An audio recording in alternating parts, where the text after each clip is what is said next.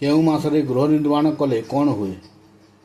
ବୈଶାଖ ମାସରେ ଗୃହର ଶୁଭ ଦେଲେ ଗୃହକର୍ତ୍ତାଙ୍କର ଧନ ପ୍ରାପ୍ତି ଯୋଗ।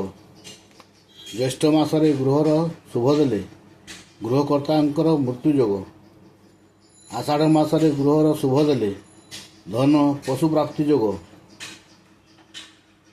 ଶ୍ରାବଣ ମାସରେ ଗୃହର ଶୁଭ ଦେଲେ ସର୍ବକାର୍ଯ୍ୟ ଶୁଭ ଯୋଗ। ଭାଦ୍ରବ ମାସରେ ଗୃହର ଶୁଭ ଦେଲେ ଗୃହକର୍ତ୍ତାଙ୍କର ଧନହାନି ଯୋଗ।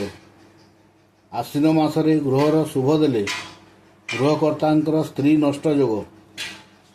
କାର୍ତ୍ତିକ ମାସରେ ଗୃହର ଶୁଭ ଦେଲେ ସର୍ବ ଅଶୁଭ ଯୋଗ। ମାର୍ଗଶିର ମାସରେ ଗୃହର ଶୁଭ ଦେଲେ ଗୃହକର୍ତ୍ତାଙ୍କର ଧନପ୍ରାପ୍ତି ଯୋଗ। ପୌଷ ମାସରେ ଗୃହର ଶୁଭ ଦେଲେ ଗୃହରେ ଚୋର ଭୟ ଯୋଗ। ମାଘ ମାସରେ ଗୃହର ଶୁଭ ଦେଲେ ଗୃହରେ ଅଗ୍ନିଭୟ ଯୋଗ। ଫାଲ୍ଗୁନ ମାସରେ ଗୃହର ଶୁଭ ଦେଲେ କର୍ତ୍ତାଙ୍କୁ ସୁବର୍ଣ୍ଣ ପ୍ରାପ୍ତି ଯୋଗ। ଚୈତ୍ର ମାସରେ ଗୃହର ଶୁଭ ଦେଲେ ଗୃହରେ ଶୋକ ଯୋଗ ଘଟିଥାଏ। ତେଣୁ ବୁଝି ବିଚାରି ଗୃହର ଶୁଭ ଦେବ। କେଉଁ ବାରରେ ଗୃହ ନିର୍ମାଣ କଲେ କ'ଣ ହୁଏ? ସୋମବାର ଗୃହ ନିର୍ମାଣ ଆରମ୍ଭ କରିବାର ଶୁଭ ଦେଲେ ଅଶୁଭ ଯୋଗ। ମଙ୍ଗଳବାର ମୃତ୍ୟୁ ଯୋଗ। ବୁଧବାର ଅଶୁଭ। ଗୁରୁବାର ଧନ ଓ ସନ୍ତାନ ପ୍ରାପ୍ତି ଯୋଗ। ଶୁକ୍ରବାର ଧନ ସନ୍ତାନ ବୃଦ୍ଧି। ଶନିବାର ପ୍ରାଣହୀନ ଯୋଗ। ରବିବାର ଗୃହ ଶୁଭରେ ଗୃହେ ଅଗ୍ନିଭୟ ଯୋଗ ହୋଇଥାଏ।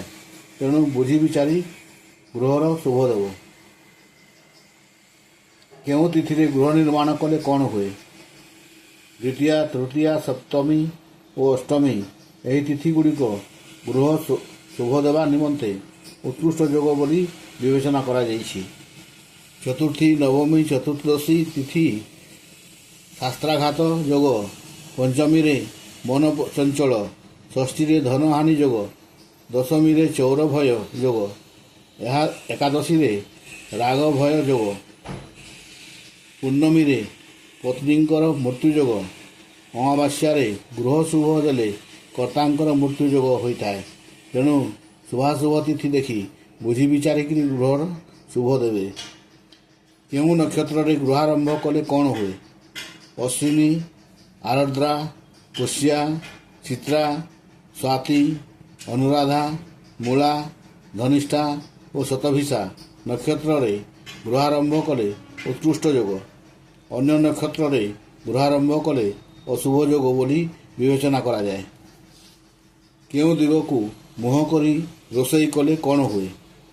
ବାସଗୃହର ପଶ୍ଚିମ ଦ୍ୱାର ସମ୍ମୁଖକୁ ଡାଇନିଂ ଟେବୁଲ ରଖିବ।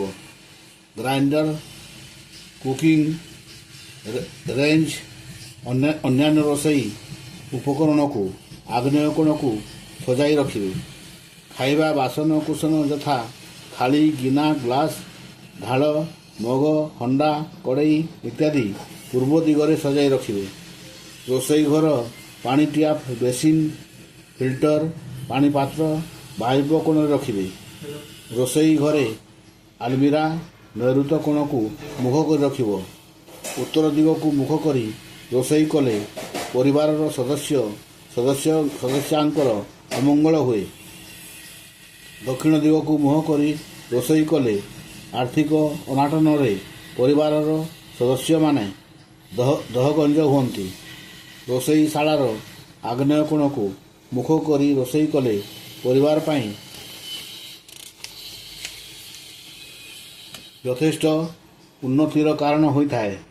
ପୂର୍ବ ଦିଗକୁ ମୁଖ କରି ରୋଷେଇ କଲେ ଗୃହରେ ସର୍ବଦା ସୁଖ ଶାନ୍ତି ବିରାଜମାନ କରେ। ଗୃହସ୍ୱାମୀଙ୍କର ଐଶ୍ୱର୍ଯ୍ୟ ବୃଦ୍ଧି ପ୍ରାପ୍ତ ହୋଇଥାଏ।